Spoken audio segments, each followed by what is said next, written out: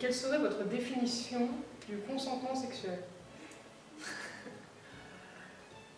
Bon, je pense que le consentement sexuel, la première définition, c'est le oui. Le oui qui est formalisé. Ça, c'est la première chose. C'est-à-dire que, je dirais même plutôt l'inverse. Ce serait vraiment la question d'abord du non. Parce que le oui, c'est plus insidieux. D'abord, la première limite, c'est le non. J'ai dit non.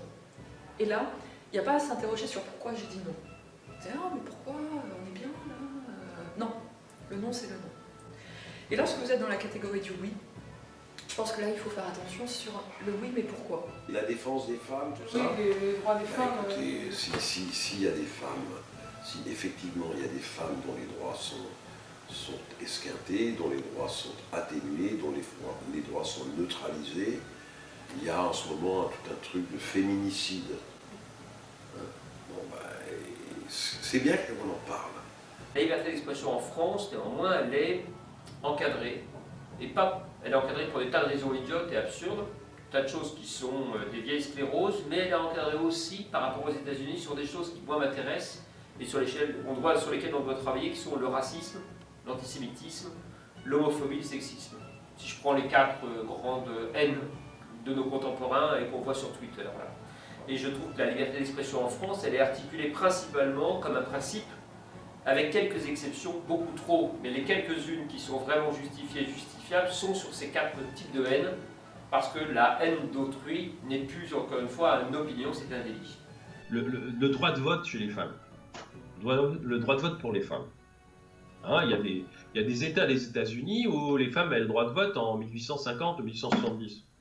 Pourquoi? Parce qu'ils disaient, mais attends, elles font tout le boulot, je veux dire, tu peux pas dire elles n'ont pas le droit de voter. En France, il a fallu attendre 1944, et encore parce que comment dirais-je, enfin, De Gaulle a permis qu'on fasse ça, parce que bon, il fallait quand même reconnaître que les femmes avaient beaucoup donné d'elles-mêmes pendant la guerre, etc.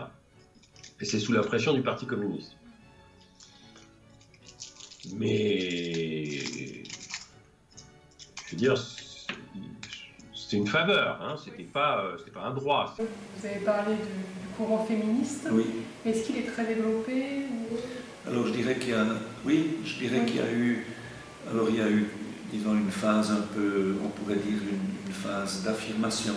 Hein, donc autant dans la société que dans les églises, des personnes qui vraiment, de manière résolue, proclamaient les droits de la femme, l'émancipation de la femme, etc.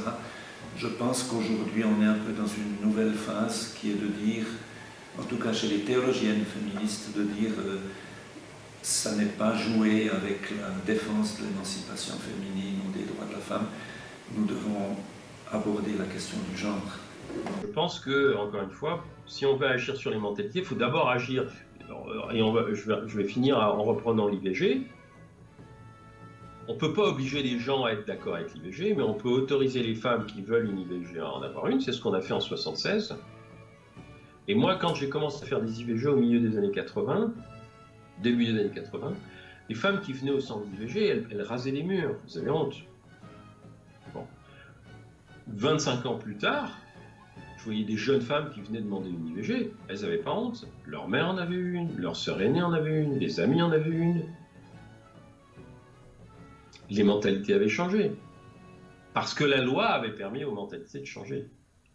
Oui. Moi, je suis dans un quartier, le 14e arrondissement, bon, ça va, quoi. Mais je suis passé souvent dans l'avenue le boulevard Saint-Jacques, par exemple, je vois une grande affiche, féminicide, arrêtez vos paroles et venez-en aux actes, quoi. Et agissez, faites des lois. Bon, ben, oui, dans ce cas-là, je pense qu'effectivement, je suis tout à fait reconnaissant. Alors après, bon, enfin, j'accepte et j'encourage, si je peux aider avec ces mouvements féministes, si vraiment ce n'est que ça, ben oui, si vraiment les femmes subissent des douleurs, subissent des choses négatives qu'elles ne méritent pas, il n'y en a pas qu'elles méritent, de toute façon, c'est idiot ce que je dis, mais tout à fait pour donner un coup de main si c'est nécessaire. Donc il y a une conception de la liberté d'expression qui doit être poussée au maximum, on doit toujours être vigilant. Parce qu'elle est en permanence rognée, parce que l'autocensure, parce que la censure économique, parce que les conglomérats de médias, parce que la concentration, parce que nos propres peurs, notre propre phobie, nos propres communautés, tout nous incite éventuellement à aller vers la censure, et les citoyens que nous sommes doivent être pour la liberté d'expression.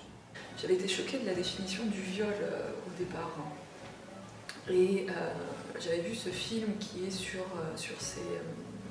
ces touristes, il me semble qu'elles étaient belges, qui étaient venus passer des vacances en France et qui ont fait changer la définition du viol en France.